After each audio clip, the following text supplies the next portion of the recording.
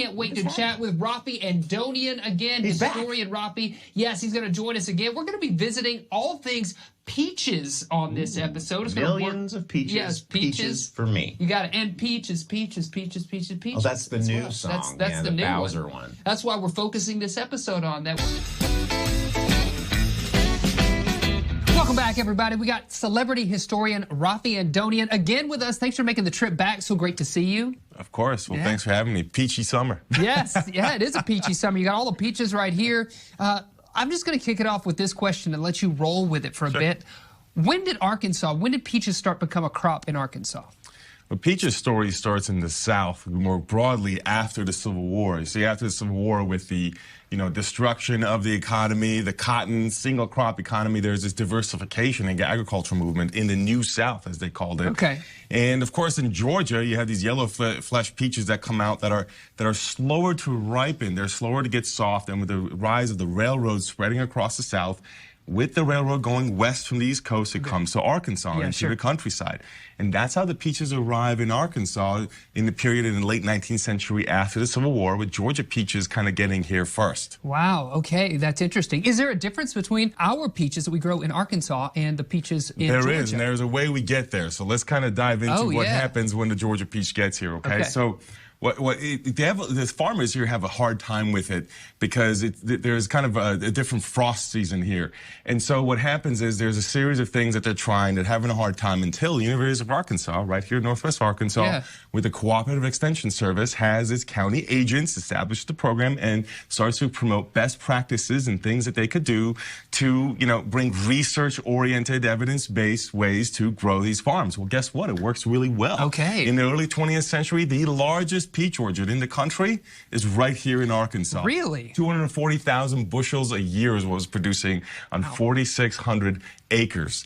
Now, that farm is actually eventually in the Depression going to go bankrupt, unfortunately. Okay. And a series of other things happen. For example, in the 1950s, you have a couple of late, early kind of warm weather, and then late frosts happens a few times. So the vast majority of the peach crop in Arkansas goes out multiple years. And so what happens is that they start to lose market share to places like California, Texas, and Florida. And what that means is that as a result, it starts to lose that market, and a lot of the land gets converted to cattle and chickens. And so the peach kind of large commercial scale here, it kind of declines. Until what happens, the University of Arkansas, recently in the 2000s, comes up with a more frost-resistant, white flesh, multiple varieties of peaches, which is kind of what actually takes off in Arkansas again more recently. So the university has been behind it and making peaches successful here again, although not to the scale that it once was. Okay, so I have had some of those white peaches recently, and I did not realize that they were coming from here. There's different kinds of white peaches. And there's 3 kinds of white peaches that start from right here with the University of Arkansas research that started, if you go back, the extension work that they did, going back all the way, of course, a century. So it shows you how these things interconnect, things on the farm, on the ground, with university and the extension offices and the coordination, and of course the peach industry here in Arkansas and the larger South. Yeah, they couldn't make it happen without the university, at least right here in Arkansas. And it's interesting to hear the story from the crop being brought on after the Civil War to kind of raise the economy, and then it goes out, and so we turn to things like farms, right? Animals like cows and chickens and things like that. Yeah. And obviously we still have the chicken thing going here in Northwest Arkansas, but recently a resurgence of peaches, all due to the university. That's Am I right. understanding all that? That's right. And actually the Arkansas legislature has also recognized, this is about 20 years ago, recognizes the work that the University of Arkansas Horticulture Department did in doing this. So that's a key part of how peaches transform here in Arkansas in the last generation or so. Yeah, for sure. You go all over the country doing stuff like this, and peaches are probably a crop in most places, right? Do you see a lot of success across the country? They are, but what happened over time is you have these different sub-varieties, right? Such as what we just talked about here in Arkansas. Or even you think about going back, more than 100 years in Georgia. They had to create their own variety too to get the ability for it to be transported across the railroad. And of course, refrigeration is a big part of that story too. So yes, when you go to different places, different sub-varieties matter, although some places like California, Texas, and Florida have it easier because they don't have to deal with the same frost situation that we in other states in the South had to deal with. We may not be freezing all the time, but we get enough frost that it can cause problems to the crop. Right, like you said, Absolutely. it affected the crop for multiple years. It So happened kind of this remarkable. year, right. actually. That's Yeah, right. yeah, Yep. in fact, even this year, right? That's right. So now varieties are really, I love having a lot of varieties because now you get all these different flavors of peaches, Sure. right? So we got some right here. We yeah, can dig in yeah. if you like. You want to pick just one? pick Yeah, one? I'll pick this one. That Okay, feels nice and soft. great. Yeah, yes, I like that yes, texture. I like this. Bo, do you have one over there at the podium as well? I do. Let's try this. Let's get in on the peaches. This one's just right. Now, I Part love- crunchy, part soft. It's firm enough, but not too soft. I love the flavor of a peach. Always been good. I always think of summer. I don't know, but what is the actual season for peaches? Yeah, Raffi, it do you is know? the summer. Yeah, that's exactly right. Now, depending exactly where you are, it's going to be earlier or later in the summer, depending on what part of the, the zones that you're in. But it's always summer. It's a very summertime kind of food, right? It also has this sort of, summery feel, I think. It's kind of light. Yeah.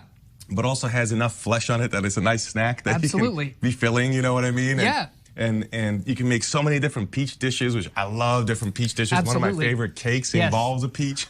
Peach cobbler, absolutely delicious, and you can just dig right in. That's one of the things I like it. You don't have to slice it. You don't need anything else, just the peach and go to town, You right? can dig it. That's right. That's right. I love Exactly. it. Yeah. So people need to follow you, right? You got so much going on. How do they keep up with you and your journeys and everything you have going on traveling around the country? Yeah, the easiest way is to go to celebrityhistorian.com, and with there, I have all kinds of things, different TV appearances, my access to my own show on Apple TV. Yeah. I have an employee program I do using history to help interpersonal understanding and leadership development. So it's all on there. I even have an online course I teach sponsored with the National Endowment for Humanities through Humanities Council here in the U.S. Yeah. That is free and open to the public. It's no credits, no homework that people could take to understand different aspects and perspective in history that I cover. Celebrityhistorian.com. Celebrityhistorian.com. Awesome. Well, we're going to keep chowing down on these peaches. Raffi, thank you so much for joining us. Yeah, stick around. We got more peach fun happening later. Yes, thanks for tuning in, everybody. Remember, you can find us out there on your social media platforms, or send us an email over at laterwithjasonsewell.com. Before we get out of here, we got to thank all of our great guests, including the one and only celebrity historian, Raffi Andonian, for joining us. Thanks, Raffi. And of course, Chef Matt Cooper for bringing us this amazing peanut peach cucumber masterpiece. Oh, and how about that music video from RLI? Sounded so great. That's our show. We'll see you later, alligator. After a while, crocodile. Let's eat this.